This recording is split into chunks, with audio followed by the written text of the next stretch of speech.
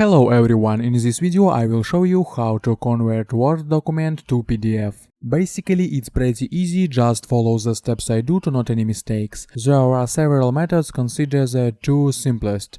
So all we need is open your Word file and click File, Save As.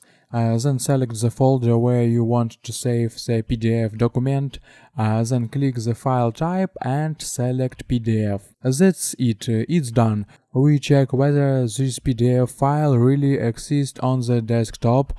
To convert PDF to Word, on the contrary, you need to right click on the file and select Open with Word. The system will notify you that the file is being converted, confirm, and that's all. As for the second method, you need to open a browser and type convert Word to PDF.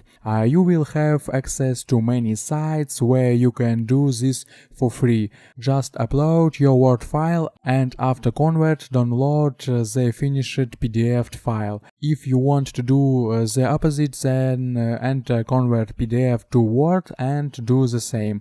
That's how simple it is. I hope guys this tutorial made your life a little bit easy and you like this video. Subscribe to my channel and write your comment. Goodbye, have a nice day.